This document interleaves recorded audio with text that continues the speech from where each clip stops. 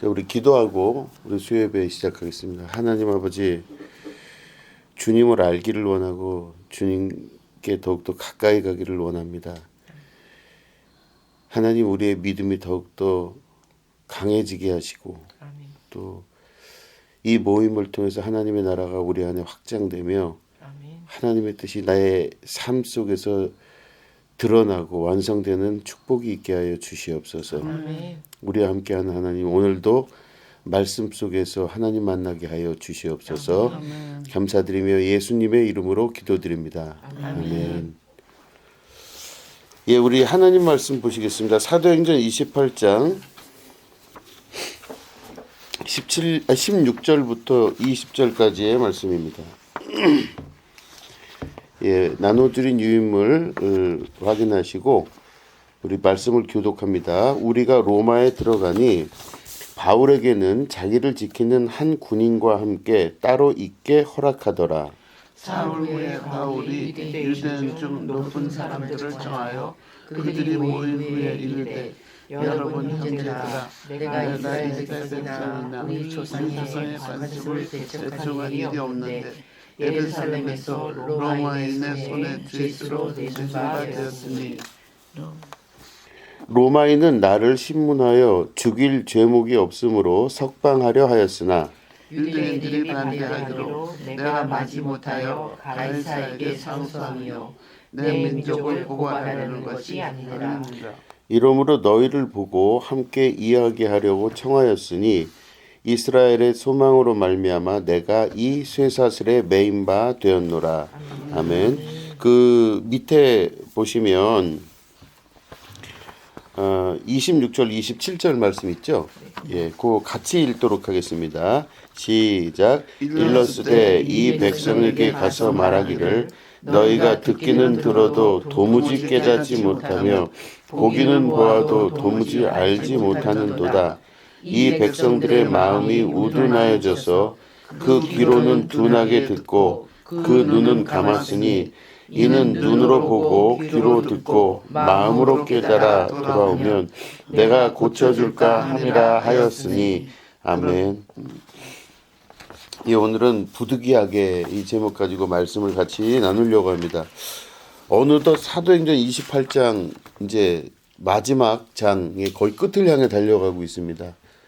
아마 다음 주 정도에는 사도행전이 이제 마지막으로 끝날 것 같고, 그 다음 주 정도에 우리가 아마 완전한 자유 토론, 기도 이후에 자유 토론하면서 말씀을 서로 주고받는 시간이 될 것 같아요. 자, 그렇게 보시고, 자, 오늘 말씀 보면 우리가 이제 그 16절부터 20절을 읽었는데, 여기 보면은 그 로마에 잡혀온 바울이 자기 상황을 얘기합니다. 무슨 얘기를 하냐면, 사실은 로마 사람들은 자기를 풀어주려고 했다고 이렇게 얘기를 해요. 그러니까 로마 군인들이나 뭐 백부장, 천부장 이런 사람들은 자기를 풀어주려고 했다는 거예요. 이게 문제가 없다. 그런데 누가 바울을 고소해서 여기까지 오게 했느냐? 같은 민족, 유대인들이 그렇게 했다는 거예요. 이스라엘 사람들이. 그러니까 이게 보면 그 이야기를 누구한테 하냐면 지금 로마에 있는 유대인 지도자들한테 지금 하는 거예요. 그래서 그쪽에 좀 사람을 만나게 해서 얘기를 하게 해달라 해서 바울이 얘기를 하게 되는 것입니다. 이제 로마에 있는 유대인들, 이제 지도자급 되는 사람들이 많이 모인 상태에서 바울이 얘기를 하는 거예요. 예수님이 이 땅에 그리스도로 오셨고 그 복음이 이 땅에 오심으로 말미암아 우리가 이제 살 길을 얻었고 구약 전체를 통해서 말씀하신 예언이 오늘날 이루어지게 되었다. 그 자기가 알고 있는 믿음, 이걸 이제 설득을 하는 거죠. 그런데 이제 문제가 뭐냐면 그 말을 들은 이 사람들이 로마에 있는 유대인들 지도자들이 긴가민가 하는 거예요. 어떤 사람은 그럴 수 있겠다 하고 어떤 사람은 아닐 수 있겠다 이러면서 또 긴가민가 그런 겁니다.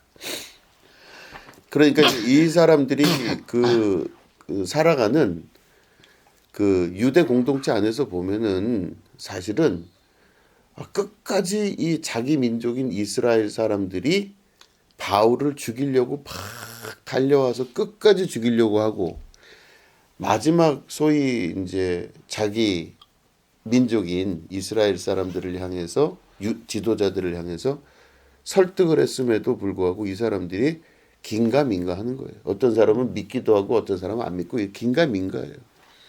그러니까 참 어떻게 보면 이스라엘 사람들이 구원을 받지 못하는 이유가 있겠구나라는 생각이 들 정도로 참 강팍해요, 이 사람들이요. 그러니까 이거를 이제 바울이 느낀 거예요, 지금. 그래서 우리가 두 번째 읽은 그 26, 27절을 보면 이제 이게 사실은 이사야 선지자를 통해서 하신 말씀이거든요. 근데 그거를 비유로 말씀하신 거예요. 그래서 뭐냐면 이 백성에게 가서 이제 말해라. 그랬네. 그러나 그 사람들이 듣지도 못하고 보지도 못하고 깨닫지도 못한다는 거예요. 속이의 경을 읽는다는 거죠. 아무리 말을 해도 이 사람들이 말귀를 못 알아듣고 들으려고 하지도 않고 결국은 그래서 어떻게 되냐 결론이 하나님께서 결국에는 이 사람들에게서 촛대를 옮기게 됩니다. 이스라엘에게 구원이 있어야 되잖아요. 원래 하나님이 택한 아브라함을 통해서 그 아브라함의 자손 다윗의 자손인 이스라엘 안에서 예수님이 나타나셨고 또 구원을 이스라엘 민족에 대한 구원을 이루셔야 되는데 그게 아니라 촛대를 옮기셔서 이스라엘이 아닌 이방인들에게 구원의 길이 열려졌어요. 그래서 우리한테 온 거잖아요. 그죠? 우린 이스라엘 민족이 없잖아요. 여기. 그러니까 이렇게 해서 구원의 길이 열려졌는데 그 뜻이 이제 이루어지게 되는 역사에 큰 역할을 한 게 이스라엘 사람들의 무지예요. 귀가 멀고 눈이 멀어서 보지도 못하고 듣지도 못하고 이해도 못해요. 이스라엘 사람들은. 곧 우리의 예수님이 그리스도가 되시는 그 사건을 이해도 못하고 그냥 촛대가 옮겨지게 되는 그 역사가 나타나게 됐다. 그게 오늘 이제 사도행전의 마지막을 향해 달려가는 말씀이에요. 사도행전의 마지막은 그래서 한마디로 얘기하자면 구원받을 이스라엘에서 그 촛대가 옮겨져 가버린 걸 얘기하는 겁니다. 근데 이게 이제 한두 번 있는 게 아니라 이스라엘 전체 역사를 통해서 하나님이 이 민족을 구원하시려고 살리시려고 그렇게 집요하게 하나님이 개입하셨는데 개입했음에도 불구하고 이스라엘 사람들이 어떤 때는 하나님 쪽으로 갔다가 또 완전히 뒤집어져서 하나님 없는 민족으로 살고 있다가 또 두들겨 맞고 다시 돌아갔다가 이거를 계속 반복을 한 거예요. 이스라엘 역사가. 그러니까 어떤 때는 순종하여 하나님을 따르는 듯하게 보였다가 어떤 때는 그 하나님을 멀리하고 하나님을 마음에 두기도 싫어하고 하나님 말씀 따르기도 싫은 거예요. 그냥 자기의 본능대로 육체의 욕구대로 그냥 가버리고 마는 겁니다. 이게 이스라엘의 역사예요. 제가 이제 그 몇 주 전 그 설교 때 주일 예배 때 아마 추수감사절인 것 같은데 그때 제가 그런 얘기를 했어요. 역사가 진보할까? 근데 저는 그 전에 어릴 적에는 역사는 진보한다고 생각했었어요. 이게 무슨 말이냐면 계속 이 나라도 역사도 민족도 점점 발전을 한다고 생각을 했거든요. 저는. 그러면 그 말을 하면은 역사의 진보를 믿는 사람들이 있거든요. 역사학자들 중에서도 역사가 진보한다. 근데 이 짧은 우리나라 역사를 봐도 진보가 안 돼요. 제가 생각을 해보면 역사 진보가 안 돼요. 이 조금 좀 이 작은 것으로 들어가면 사람은 진보하잖아요. 사람은 계속 진보한다고 생각하죠. 우리가 변화되고. 그러면 할아버지가 실수하면 그 할아버지 아들이 그거를 개선해서 더 나아갈 수 있잖아요. 아니 집안이 이렇게 있으면 그 집안이 대를 이으면서 진보를 해야 되잖아요. 계속 점점 나아지고 그러면 할아버지가 한 10대 위부터 쭉 내려오면 여기 지금 태어나서 사는 그 손주뻘들은 엄청 잘해야 되죠. 그런데 우리들도 당장 본인들이지만 그렇지가 않죠. 생각보다 잘 말을 안 듣고 왜 할아버지 때 실수, 고조 할아버지, 증조 할아버지 때 실수를 했으면 그거를 발판 삼아서 실수 안 하는 사람으로 이렇게 집안이 그죠? 혈족이 진보를 할 수 있을 텐데 안 해요. 똑같아요. 그러니까 저 위에서 실수하면은 그 밑에도 나는 그것만은 안 했어. 하지만 다른 쪽으로 또 실수를 해요. 계속 반복돼요. 제가 그 얘기를 하면서 성경 말씀을 우리가 읽어야 되고 하나님 앞에 자꾸 왜 가까이 가야 되냐를 얘기를 한 게 맨날 실수하는 거예요. 인간은. 맨날 실수와 실패와 죄 속에서 살 수밖에 없어요. 진보가 안 돼요. 다람쥐 쳇바퀴 돌듯이 맨날 똑같아요. 그러니까 이 말을 조금 더 깊이 보면 성경에 있는 인물들 중에 누가 실수를 하잖아요. 예를 들어 가룟 유다가 예수님을 팔고 이거 큰 잘못한 거잖아요. 베드로가 예수님 부인하죠. 3번이나. 뭐 많잖아요. 그런 것들. 그런 여러 가지 일들이 성경을 읽을 땐 다 남의 얘기로 읽잖아요. 우리는. 그 내 문제는 아니니까. 난 예수님 부인한 적 없다 하고 뭐 그렇게 하지만 성경을 바라보는 시각의 문제지만 어떻게 바라봐야 되느냐. 그 사람의 그 실수의 면이 나에게 있는 거예요. 사실은. 그러니까 내가 성경을 읽을 때는 아 이게 나에게 하시는 말씀이구나 라고 볼 수가 있는 겁니다. 바울 얘기를 하는 것도 내 얘기 하시는 거고 다윗 얘기도 내 얘기고 여러 가지 인물에 관한 이야기들이 나오지만 실제로는 그게 다 내 얘기예요. 그죠? 내 얘기입니다. 그래서 내가 그들의 실수를 보고 나 자신을 돌이킬 줄 아는 사람이 되는 것이 말씀을 대하는 태도죠. 아멘. 똑같아요. 항상 똑같아요. 왜 저 집안은 내내 실패를 하느냐? 아니에요. 저 집안뿐만 아니라 어느 집안도 다 비슷해요. 계속 그런 문제가 나옵니다.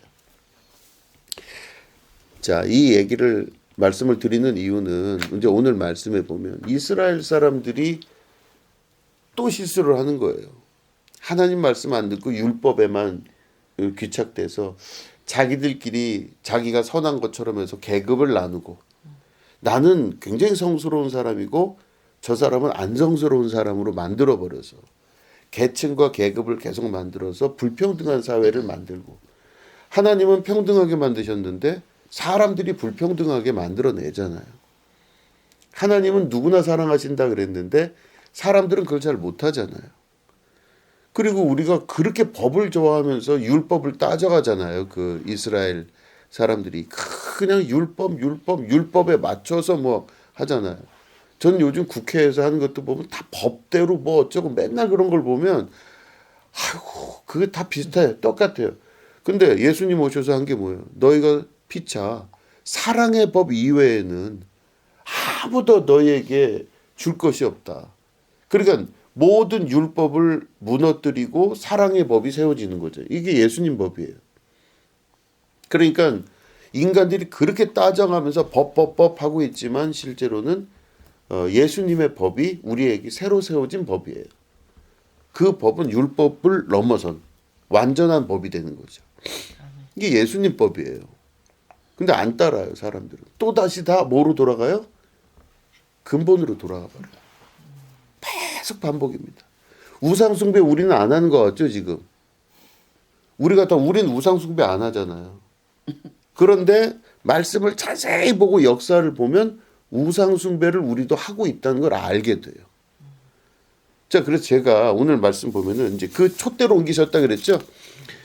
하나님이 이스라엘 백성에게서 촛대를 옮기셨어요. 자, 보면은 그게 우리 그 나눠드린 유인물의 에스겔서 10장 17, 18, 19절까지 읽도록 하겠습니다.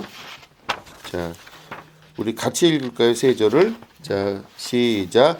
그들이 서면 이들도 서고 그들이 올라가면 이들도 함께 올라가니 이는 생물의 영이 바퀴 가운데 있음이더라. 여호와의 영광이 성전 문지방을 떠나서 그룹들 위에 머무르니 그룹들이 날개를 들고 내 눈 앞에 땅에서 올라가는데 그들이 나갈 때에 바퀴도 그 곁에서 함께 하더라. 그들이 여호와의 전으로 들어가는 동문에 머물고 이스라엘 하나님의 영광 위에 덮었더라. 아멘. 자, 이게 무슨 말이냐면 이제 에스겔이 하나님이 보여주시는 환상을 지금 보고 있는 거거든요. 그런데 하나님의 영이, 그러니까 하나님께서 여호와의 영광이 그렇게 돼 있죠. 여기는 성전 문지방을 떠나서 그룹들 위에 머물렀다 이렇게 돼 있어요. 파란색으로 된 글씨에. 성전을 떠나서 어디로? 그룹이 뭐냐면요, 스랍이라고도 얘기를 하죠. 저 성경에서는 천사들이에요. 그 하나님을 지키는 천사들 위에 그 영광이 임하셨대요. 그러니까 다시 말해 성전에 임하지 않고 성전을 떠나서 그룹들 위에 임하시기 시작했답니다. 그러니까 다시 말해 에스겔서 10장에 있는 이 말씀은 하나님이 성전을 떠나신 사건이에요. 하나님이 성전에 안 계신 사건이에요. 그러면 성전이라고 지어놨는데 거기 하나님이 안 계시면 그게 무슨 의미가 있어요? 아무 의미가 없잖아요. 거기는 그 뭐 돌덩이 쌓아서 그냥 올려놓은 거지. 그거는 성전도 아니고 건물인데 그 뭐에 쓸 거예요? 아무것도 쓸 수 없는 건물이에요. 하나님이 그 성전을 떠난 사건이 지금 여기 기록되어 있습니다. 근데 하나님이 그 성전을 왜 떠나셨을까? 이게 에스겔 시대에 있었던 사건인데 계속 반복적으로 이 일이 일어나는 거예요. 하나님의 나라 안에서. 하나님이 이제 사람들에 대해서 지긋지긋하실 거예요. 저도 지긋지긋한데 하나님은 오죽하시겠어요. 하나님이 그 성전을 떠난 사건. 이제 그 얘기가 에스겔서 8장에 기록되어 있습니다. 그 내용을 좀 보겠습니다. 여기는 5절, 6절을 우리가 같이 한 목소리로 읽겠습니다. 8장 5절 6절 시작. 그가 내게 이르시되 인자야 이제 너는 눈을 들어 북쪽을 바라보라 하시기로 내가 눈을 들어 북쪽을 바라보니 제단문 어기 북쪽에 그 질투의 우상이 있더라. 그가 또 내게 이르시되 인자야 이스라엘 족속이 행하는 일을 보느냐. 그들이 여기에서 크게 가증한 일을 행하여 나로 내 성소를 멀리 떠나게 하시니라. 너는 다시 다른 큰 가증한 일을 보리라 하시더라. 아멘. 이렇게 돼 있죠. 그러니까 여기 보니까 하나님께서 뭐라고 하시냐면 나로 내 성소를 멀리 떠나게 했대요. 왜냐? 질투의 우상이 그 안에 있는 거예요. 지금 제단문 어기 북쪽에 질투의 우상이 있어요. 그러니까 우상을 갖다 놓은 거예요. 이스라엘 사람들이 하나님의 제단문 어기에다가. 그러니까 제단에다가 하나님의 제단, 하나님의 성소에 우상을 갖다 놓은 겁니다.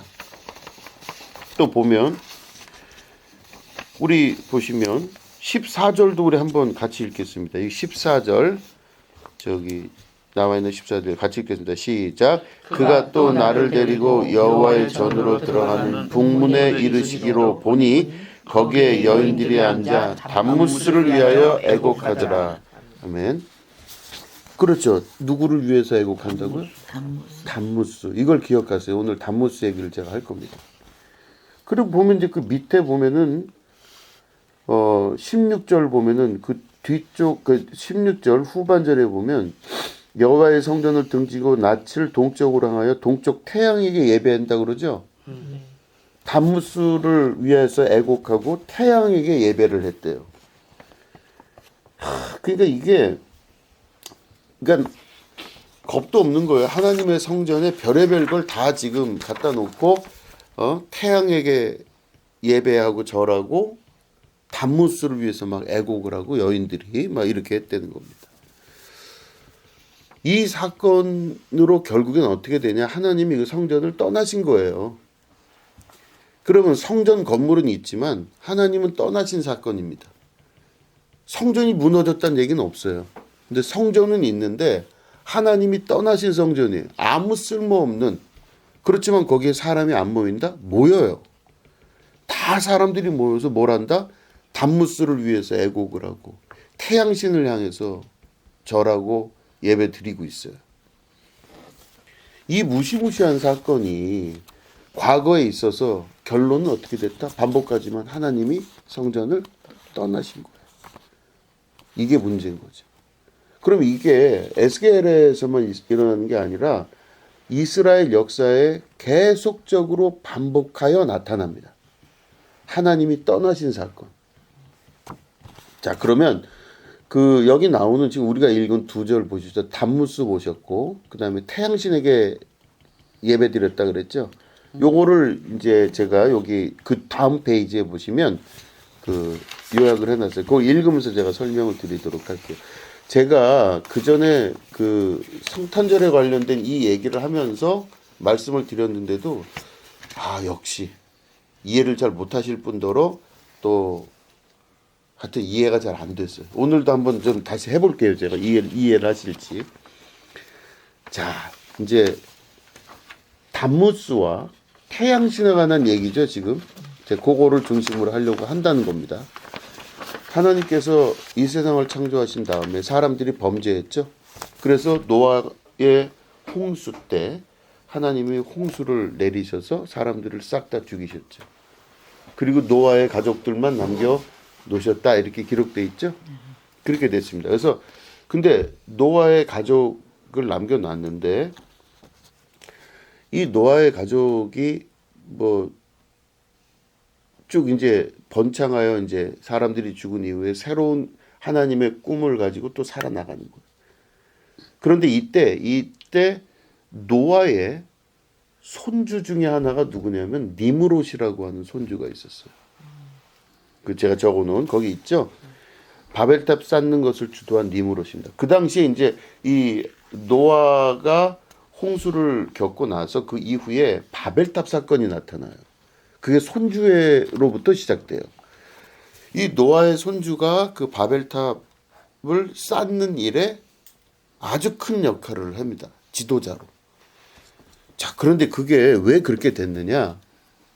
이제 여러 가지 그 자료들을 뒤지면서 이제 제가 요거를 봤어요.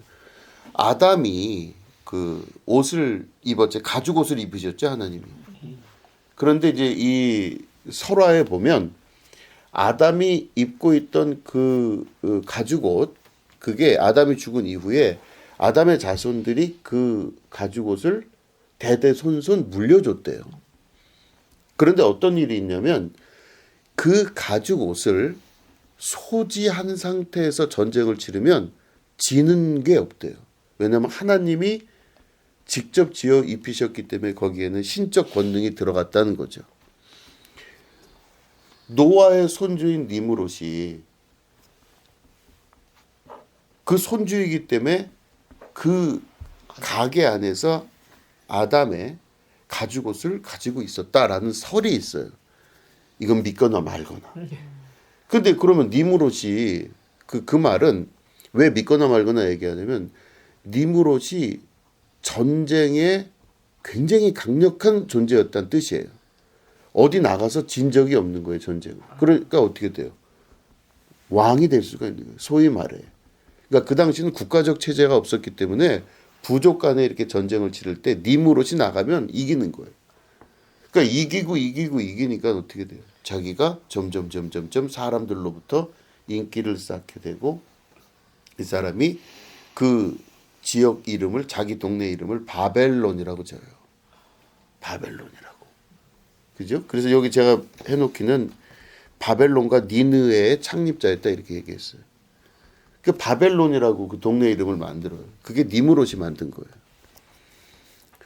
자, 그랬는데 이 니므롯이 그러다 보니까 어떻게 했냐면 자기가 교만해지면서 사람들이 자기를 따르니까 하나님을 따를 필요가 없다고 얘기를 하는 거예요. 자기가 전쟁에서 이기고 왕같이 지금 되고 나니까 힘이 세니까 하나님 정도는 그냥 뭐. 그래서 바벨탑을 쌓는 겁니다. 그래서 하늘까지 올라가 보겠다 내가. 쌓아보자 한번. 이 바벨탑 사건이 내 주체가 누구다? 니무롯이에요. 그런데 이 니무롯이 이제 어느 날 이제 결혼을 하죠. 이제 세미라미스라고 하는 그 부인하고 결혼합니다. 이제 이 결혼에 얽힌 여러 가지 이야기가 있지만 그건 일단 빼고 어쨌든 결혼을 해요. 세미라미스와. 그래서 아이를 낳았는데 아이가 이제 뱃속에 있을 때 이 니무롯이 영원히 이길 줄 알았던 니무롯이 전쟁에 나가서 죽어요. 죽게 돼요. 그런데 이 여인 그 세미라미스가 자기 남편이 죽은 거를 자기가 지금까지 쌓아놓은 아성이 있잖아요.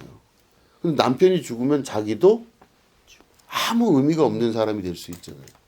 그러니까 이 유복자인 이 자기 아들을 배에서 이렇게 임신을 했는데 단무스의 얘가 임신을 했는데 사람들한테 뭐라 그러냐면 이 사람이 그러니까 자기 남편인 니무롯이 죽은 게 아니라 태양으로 지금 올라가 있다. 태양신에 태양을 다스리기 위해서 올라갔다. 그래서 육체인 몸은 이 땅에 버렸다. 그래서 이 사람의 전사하고 죽은 그 시신을 다 잘라요. 그래서 전국 각지에 이 시신을 갖다 놔요. 그래서 뭐냐? 니무롯, 이 죽은 남편 니무롯이 이 육체의 그 다 찢겨진 육체로 전 국토 바벨론을 다 다스릴 것이다. 그리고 그 영혼은 지금 어디로 가 있다? 태양으로 가서 태양을 다스린다 이거예요. 그런데 거기까지는 됐는데 나중에 어떻게 하냐? 이 세미라미스가 이제 거짓말을 하는 거예요, 사람들한테. 태양신으로 갔던 그 니무롯이 나한테 다시 왔다는 거예요. 그래서 어떻게 했어요? 아이를 잉태했는데 이게 결국은 자기 아이인데 내 아이가 임신했는데 이게 내 아들이 아니라 내 남편이 여기 지금 환생했다고 얘기를 하는 거예요. 그러니까 애가 태어나면 결국엔 애는 뭐다? 왕이 되는 거죠. 니무롯의 환생이기 때문에 어린 아이로 다시 태어나서 썩을 육체는 사방군데 이제 토막 내서 잘라서 놓고 이 속에서 새로 태어난 새 몸을 가지고 어린 나이 저걸로 태어난다. 이렇게 이제 세미라미스가 얘기해요. 그러니까 이 세미라미스가 무지막지한 여자예요. 대단한 여자예요. 그죠? 거짓말뿐만 아니라 나라 전체를 다스릴 수 있는 대단한 사람인 거예요. 그래가지고 그 이야기를 이제 신화와 같이 이렇게 만들어 놔서 태어날 아이를 사람들이 기다려요. 근데 태어났는데 아들이에요. 그 아들 이름이 단무스예요. 그 나중에 이 엄마인 세미라미스가 아들하고 결혼해요. 왜? 남편이니까. 그러니까 콩가루인데 진짜 우리가 생각하는 오리지널 콩가루. 다른 거 중국제 뭐 섞지 않은 진짜 콩가루 집안인 거죠. 그래서 이 니무롯의 환생인 아들 단무스와 결혼을 하고 세미라미스가 이 바벨 전체를 다 다스리는데 아주 엄청나게 다스려요. 그런데 이 세미라미스가 이제 그렇게 해서 7일을 해요. 아들과 함께. 그리고 그래서 뭐라 그래요? 자기 남편 니무롯은 태양을 저거라고 자기는 뭐예요? 달의 여신이라고 그러고 아들은 뭐예요? 별의 신이에요. 별. 그러니까 결국에는 태양과 달과 별의 신이 되는데 문제가 뭐냐면 이 아들 단무스가 이제 왕 노릇을 하고 살아야 되는데 그러니까 엄마가 만들어 놓은 거짓말 속에 이 신화적인 세계 속에서 아들이 잘 살죠. 행복하게 아주 부유하게 잘 사는데 어느 날 이 단무스가 사냥을 나가요. 이 대신들과 함께 자기 부하들과 사냥을 나갔는데 겨울에 사냥을 나갔다가 큰 동물한테 물려서 죽어요. 그래서 피가 철철 나는 상태로 이 아들이 이제 사람들로부터 들려서 이렇게 오는 거죠. 그러니까 이게 때가 겨울이었고 그때 이게 막 들려서 오는데 그 어머니 세미라미스가 그 아들이 죽어서 오는 모습을 보면서 막 울고불고 난리가 나요. 그래서 그 죽어서 온 아들을 안아요, 이렇게. 애는 죽어 있잖아요, 지금. 그래서 안고 그 아는 모습이 얘 뒤에 보면은 제가 맨 뒤에 그림 하나 놨죠? 이게 사실은 예수님과 마리아의 그 피에타라고 하는 그림인데 이게 사실은 고대 신화의 담무스와 세미라미스 엄마와 아들 사이에 이렇게 죽은 아들을 안고 있는 이제 그 모습의 이제 이렇게 또 다른 모습이다 이렇게 하는. 이거 어쨌든 정리를 제가 할게요. 자, 그랬는데 그러니까 이제 이 세미라미스가 별의 신이 지금 죽었잖아요. 별. 자기 아들이지만 남편이기도 하지만 별의 신이 죽은 거예요. 달의 신만 남고. 근데 이 세미라미스가 어떻게 하냐면은 나중에 이제 이 아들이 이렇게 올 때 시신이 저쪽 숲에서 아마 동물에게 물렸겠죠? 그 숲에서부터 올 때 피가 이렇게 쭉 있잖아요.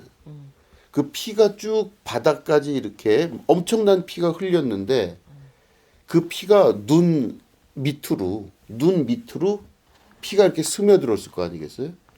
그럴 때 그 눈 밑으로 피가 스며들면서 그 피가 땅 속에 들어갔을 때 그 길 근처에 있던 나무들은 다른 나무들은 다 이파리가 떨어져서 죽어가는데 그 피를 맛본 그 나무들은 살아나서 독야청청한 거예요. 엄청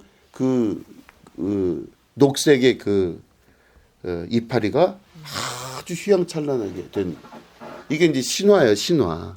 그걸 만들어냈는지 하여튼 아들의 피를 통해서 이게 이게 태어났다 이렇게 돼요.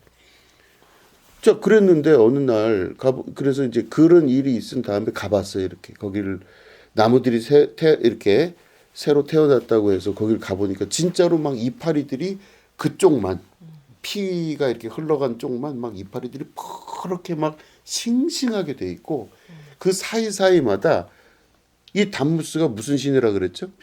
별의 신이죠. 그럼 나무 사이사이마다 별이 이렇게 반짝반짝반짝반짝반짝반짝 별이 그렇게 됐대요. 그런데 생각을 해보시면 담무스가 죽은 그때가 언제냐면 어둠이 제일 긴 때 동지. 그러니까 사실은 날짜로 치면 12월 22일인데 이제 보통 우리가 쓰는 현재 이 카렌다로 보면 12월 22일이 동지인데 실제로 뭐 윤달이 끼고 뭐 이렇게 계산을 하면은 12월 23일도 되고 그래요. 그런데 12월 22, 23일 날까지 어둠이 제일 길고 하는 그때 담무스가 죽은 거예요. 그러면 담무스가 죽었잖아요, 지금. 근데 부활을 해야 되죠. 언제 해요? 12월 25일 날 하겠죠. 이게 이제 윤달을 안 꼈다 계산하면 22, 23, 24, 25죠. 3일 있다가 25일 날 부활하겠죠? 예수님이 부활했지. 그러니까 이거를 우리가 잘 생각을 해보셔야 된다는 얘기예요. 우리가 알고 있는 성탄절에 대한 개념이 어디서부터 왔나를 말씀을 드리는 거예요. 22일 날 죽었으면 22, 23, 24일 날 죽고 그 다음 날 3일 후에 일어나는 거죠. 그러니까 윤달 끼면 23, 24, 25일 날 새로 태어나요. 사실 우리가 예수님의 태어난 날짜는 성경학자들도 몰라요. 언제인지 몰라요. 지금도 예수님 태어난 날짜 몰라요. 그런데 우리가 12월 25일을 예수님 태어난 날로 정했죠. 이 전통이 어디서부터 내려와요? 담무스 전통이에요. 성탄 트리 할 때 이렇게 막 이렇게 있고 솔나무. 거기에 솔나무가 있고 사시사철 그죠? 있는 거기에 겨울인데 파랗잖아요. 녹색에. 거기에 반짝반짝하는 게 뭐예요? 솔방울. 트리 뭐 이게 솔방 뭐 달죠. 반짝반짝. 이게 왜 달라? 왜 달겠어요? 담무스가 별의 신이기 때문에 나무 사이사이마다 있었던 그 별을 다는 게 풍습이 됐어요. 그러면 교회에서 이걸 어떻게 해야 돼요? 권사님. 그때 한창 안 크리스마스 그거 하지 말자고 막 그런 적이 있었어. 제가 그랬죠, 제가. 자, 그러면 생각을 해보세요. 자, 이게 그 전통이었는데, 그러면 예수님이 태어난 날짜도 아닌데 왜 그렇게 됐을까? 담무스가 부활했다고 하는 그 날이 12월 25일 정도 되는 그 시기가 왜 예수님 탄생일이 됐을까? 성탄절이 됐을까? 이게 역사적 자료가 또 있어요. 뭐냐면은 AD 313년, 그러니까 예수님이 그 죽으시고 부활하신 그 이후에, 그러니까 예수님 탄생 이후에 AD 313년에 로마 황제가 이 기독교를 국교로 만들죠. 네. 네, 그때 공식적으로 AD 313년에 기독교가 국교가 돼요. 그 전에는 핍박을 했었는데 이제 국교가 됐어요. 그 우리는 로마는 이제 기독교다 이렇게. 이제 기독교가 이제 국교가 됐을 때 이 중동이나 이제 팔레스타인 이쪽이나 뭐 그쪽에 있는 많은 사람들이 로마의 압제에 있었잖아요. 근데 이 사람들을 다 흡수하고 받아들여야 되잖아요. 이 교회적으로. 그 이 사람들이 그 당시에 로마가 이렇게 치리를 하고 거기를 다스릴 때 안 따르는 거예요. 로마 말을. 특히 종교는 더더군다나 안 따라요. 황제를 신으로 보고 이거 잘 안 따르려고 그래요.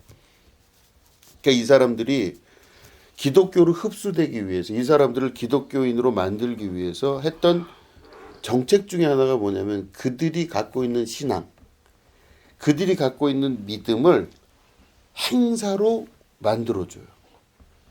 그들은 담무스의 생일은 다 박수치면서 축제를 벌이고, 담무스가 새로 태어난 날 12월 25일 날 박수치고 막 행복해하고 술을 마시고 잔치를 며칠 동안 하고 막 반짝반짝반짝 빛나게 다 이렇게 만들어 놓고 나무 사이에도 그렇게 해왔거든요. 그러니까 그걸 어떻게 했냐면 이 사람들이 그 담무스가 누구다? 예수님이다. 예수님이 하나님 아니냐. 그러니까 하나님이신 니무스가 다시 담무스로서 어떻게 돼요? 새로 태어난 거다. 이거를 그 사람들한테 이야기하면서 그 사람들이 그거를 흡수해서 그 축제 같은 많은 것들이 유럽 전역뿐만 아니라 팔레스타인 이쪽 전역에 다 그 콘스탄티누스 황제 이후에 아주 노골화되기 시작해. 그러면 그거를 지킬 때 이 사람들이 그 절기를 지키는 걸 좋아하는 거예요. 소위 말해 이방 신상을 믿는 사람들도 다 그런 절기를 지키는 걸 굉장히 좋아해요. 그럼 그들이 진짜로 믿어서 박수치고 하는 그 과정에 정말 예수님을 생신을 축하하는 걸까요? 아닌 것 같아서 웃긴 것 같아서. 예수님의 생일을 축하하는 건지 그건 아닐 거예요. 그들이 하는 모든 것들이 그 예수님 생일 축하하는데 왜 크리스마스 트리는 왜 해요? 그죠? 그렇죠. 이해가 안 돼요. 그리고 그들이 밤을 새는 24일 날 성탄절 밤을 새는 특징이 있잖아요. 밤은 왜 새요? 밤의 신인 세미라미스가 달이 비치고 있잖아요. 그러니까 밤의 신에게 경배하기 위해서 이 담무스를 낳아준 밤의 신에게 경배하기 위해서 밤을 새야 돼요. 그래서 아침에 떠오르는 태양, 니무롯의 임재를 경험하는 거예요. 밤의 신과 함께 아침의 태양을 받아들이는. 그게 아주 불편한 거예요. 저는 성탄절이 있을 때마다 불편해요. 그래서 제가 우리 사모한테 그런 얘기를 했어요. 내가 성탄절 때마다 맨날 교회에서 일하고 이래서 싫어서 그랬나? 근데 그거는 좀 아닌 것 같아요. 뭐 일하는 게 그렇게 어렵겠어요? 근데 왜 그럴까 생각을 해보면은 자료를 뒤져보고 이렇게 하면서 이걸 알고 나서는 더 불편해요. 어떻게 해야 될지 모르겠어요.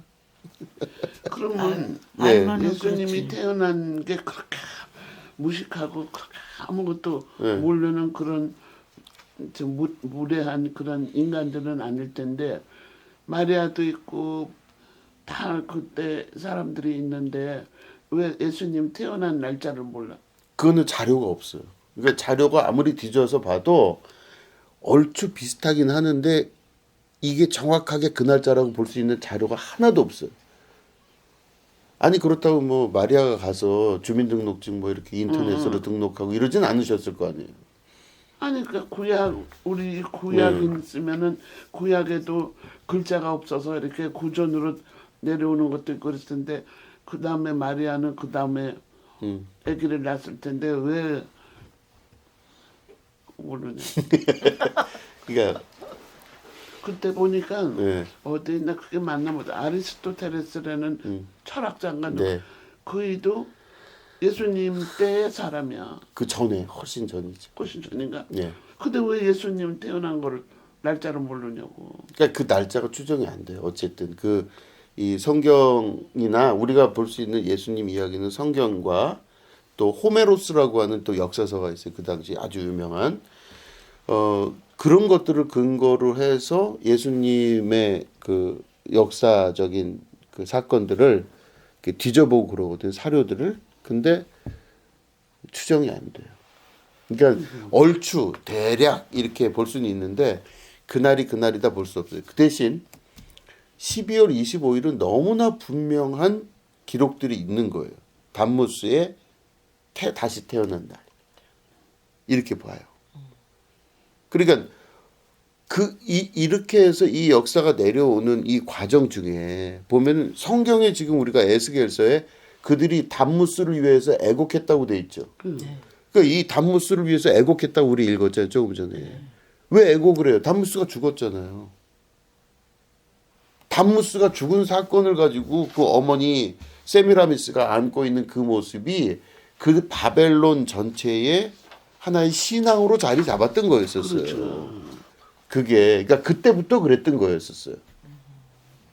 그래서 보면 사실은 이제 제가 요 밑에 적어놓긴 했습니다. 보면은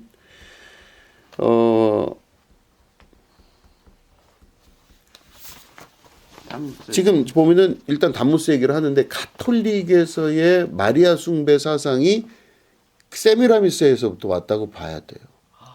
왜 마리아를 숭배를 하겠어요? 성자라고. 그렇죠?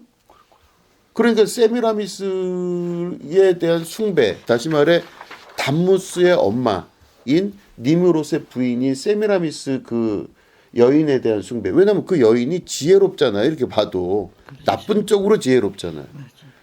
한 나라를 완전히 거짓말로 다스릴 수 있을 정도의 능력. 그러니까 다시 말해 이 세미라미스 숭배가 있었어요. 여신 숭배. 이 여신 숭배의 전통을 그 팔레스타인이나 저 중동 지역에 있는 사람들은 당연하게 생각했던 거예요. 그러니까 이들이 예를 들어서 여신 숭배를 한다 그러면 거기에 대해서 전혀 부담감이 없는 거예요. 여신 숭배는. 그 여신 숭배의 역사가 내려오면서 현재 캐톨릭 안에서도 마리아 숭배가 있잖아요.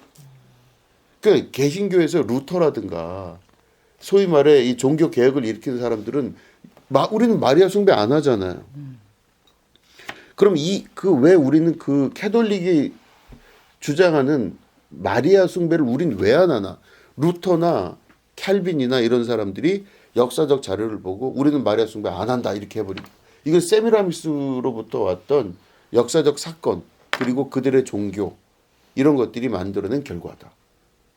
그래서 마리아를 숭배할 이유가 없죠. 글쎄 말이야. 그것도 그래요. 그죠? 마리아를 예수님보다 더 치고 있어. 어떤 때 보면. 그러니까 그 마리아 숭배가 세미라미스 숭배의 연장선입니다. 그러면 그 소위 세미라미스가 다른 이름으로 하면 뭐냐면 요 제가 적어놨어요. 인도에서는 크리슈나, 이시, 이스와라 이렇게 이름이 있어요. 자, 그리스에서는 아프로디테, 수메르에서는 나나, 로마에서는 비너스. 비너스, 여러분 잘 아시는 비너스. 에베소는 아주 우상 숭배의 최고의 나라죠. 아데미. 그죠? 이집트에서는 어민 신이신 이시스예요. 그리고 아들 신인 호루스. 이집트로 가면, 그러니까 애굽으로 가면 이 세미라미스랑 이 니무롯을 섬기는 이게 소위 말해 이제 그 바알 신이거든요. 바알이 니무롯이에요. 태양신 바알 있죠? 네. 그게 니무롯이에요. 님으로. 니무롯. 그게 바알이에요. 그리고 바알의 부인이 또 성경에 나오는 건 뭐야? 아세라. 아세라 신상을 찍어버리고 막 그러잖아요. 그러니까 다시 말해 이 세미라미스 신화가 전 세계에 퍼지게 된 거예요. 그죠? 그래서 애굽의 신으로 갈 때는 호루스, 다시 말해 호루스는 누구냐면 담무스예요. 그 아들. 그리고 보시면은 그 뭐죠? 그 미국 달러, 미국에 있는 그 돈 달러를 보면 이렇게 달러 가운데 보면 이렇게 피라밋이 있어요. 그리고 피라밋 위에 눈이 이렇게 있어요.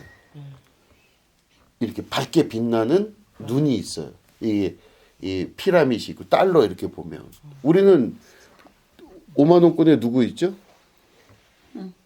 뭐지? 5만 원짜리에 누가 있지?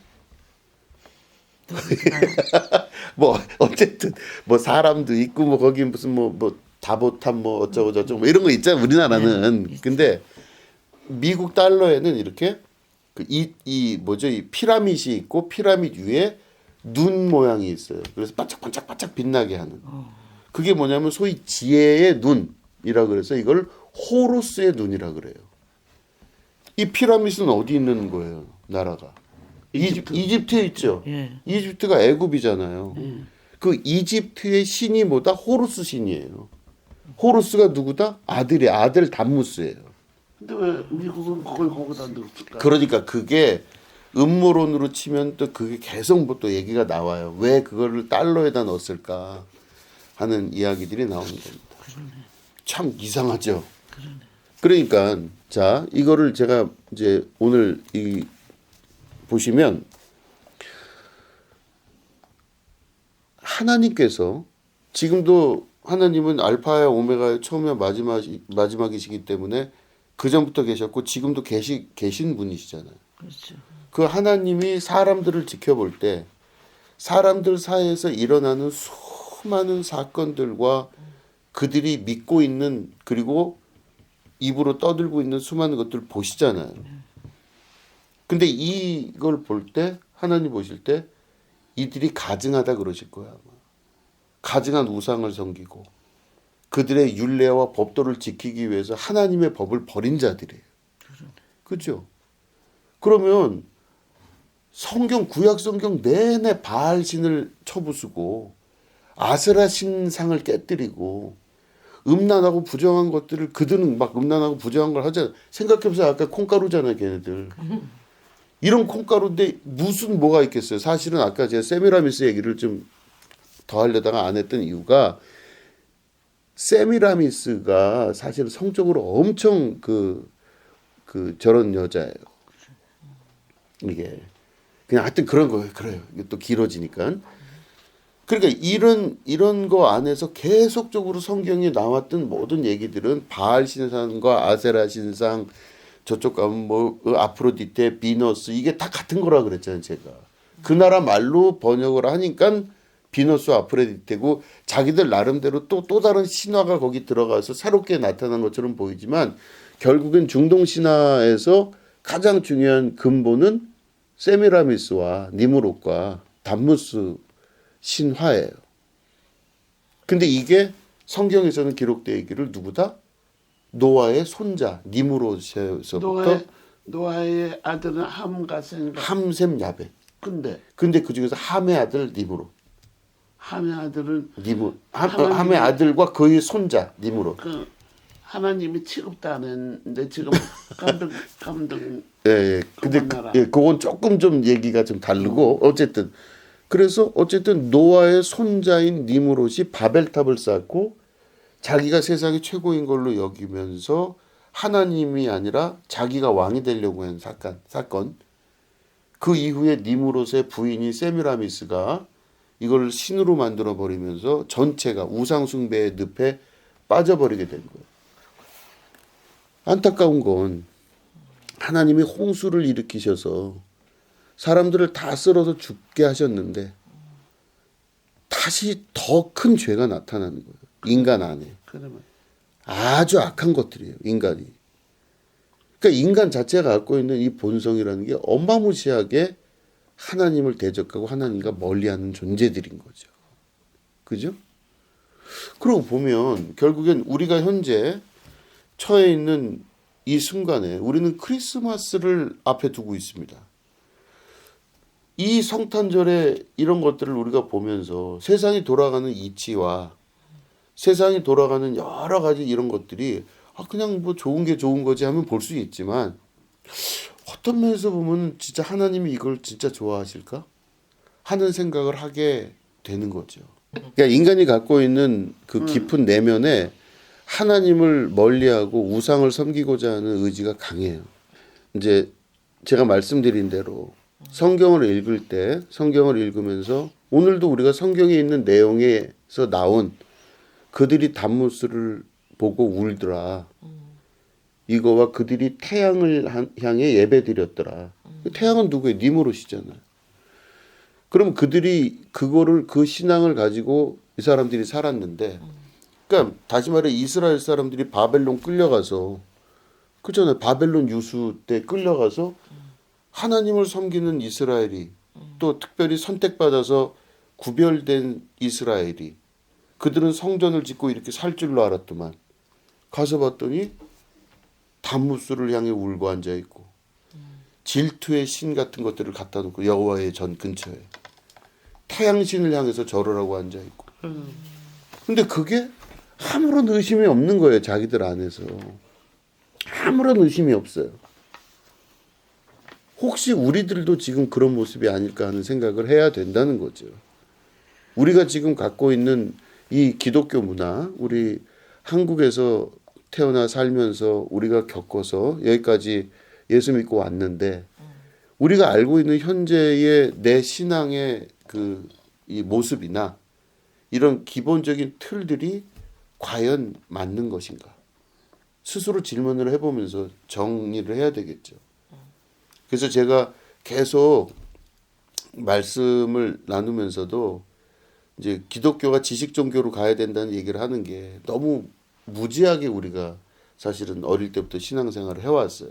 교회에서 성경 공부 잘 안 가르치고 기초적인 인문학적 지식 없는 상태에서 그냥 이렇게 무조건 믿는 것으로 얘기를 했는데 실제로는 그렇게 하면 안 되는 거죠. 하나하나 알면서 생각해 보시면 종교개혁을 했던 루터나 이런 사람들이 왜 마리아를 숭배하지 않았냐 이거예요. 그럴 때 얼마나 큰 저항이 있었겠어요. 사실은 많은 사람들은 그 오랜 기간을 1000년이 넘는 기간, 1000년 가까이 되는 기간을 마리아 숭배가 하나 문제가 없다고 생각했을 텐데 그 마리아 숭배가 문제가 있다고 얘기하면서 우리 개신교로 나왔을 때 얼마나 큰 핍박을 당했겠냐 이거죠. 그렇죠? 그러면 오늘도 우리에게는 어떤 과제가 있냐면 우리는 교회가 종교화되기 시작하면은 다 과거로 돌아가요. 옛날로 우리 기독교가 더 카톨릭보다 더 지금 심해요. 여러 가지 문제가 많잖아요. 우리 개신교 안에. 왜냐? 여기 이렇게 있다 보니까 다 과거로 돌아가는 거예요. 그러면 옛날에 비판하고 문제가 됐다고 해서 나온 그 종교인 캐톨릭보다 더 심하게 보수화되고 이쪽으로 들어가고 많은 거예요. 끝나는 거예요. 그냥. 근데 이게 왜냐? 반복되기 때문에 그래. 계속 반복돼요. 그러니까 오늘도 우리들은 이제 소위 장로교회에서는 정통 장로교는 자기들을 뭐라 그러냐면 개혁주의라 그래요. 개혁주의. 개혁주의가 뭐냐면 장로교의 정통 신앙을 갖고 있는 사람들은 개혁주의가 뜻이 뭐냐면 혁자가 이 가죽 혁자거든요. 이 가죽 껍데기를 벗긴다는 거예요. 개혁이. 껍데기를 벗길 정도의 고난과 고통을 당하면서 종교 개혁이 일어난 거예요. 그러니까 많은 사람들이 그렇게 생각하고 있는 거기다 대놓고 아니다 그러면은 저거 왜 무슨 생각 가지고 저런지 모르겠다. 아니 성모님을 왜 함부로 얘기하느냐. 너 벌 받는다. 그것 때문에 막 싸움 나고 집안도 갈라지고 이랬을 거 아니에요. 어디 감히 성모님한테 그럴 수 있느냐. 그런데 그거를 아는 지식으로 알고 있는 사람들은 그걸 넘어서야 되죠. 그게 개혁주의예요. 그게 종교 개혁이에요. 그게. 그래서 성모 마리아 이제 더 이상 할 필요 없다 이렇게 얘기하잖아요. 근데 그게 나름대로 다 근거가 있이 그렇게 된 거였었어요. 괜히 그렇게 된 게 아니라 이거죠. 그러면 하나님께서 오늘도 우리에게 주시는 이 말씀을 볼 때 하나님이 촛대를 옮기는 교회가 어떤 교회냐. 그 촛대를 옮기는 건 뭐겠어요. 그 교회가 하나님 뜻 따라 살지 않고 자기들의 전통과 자기들의 율법만은 지키려고 하지만 실제로는 아무런 의미 없는 삶을 사는 교회. 문제가 많잖아요. 그러니까 우리가 우리의 자리를 잘 이제 이 말씀 안에서 이렇게 보시면서 우리가 진짜 하나님을 따르기 원합니다. 우린 진짜 예수님을 신실하게 따르기 원합니다. 이거 결정을 하셔야 돼요. 마음의 결단. 그죠? 자, 그렇게 되시길 축원합니다. 아멘. 네, 기도하겠습니다.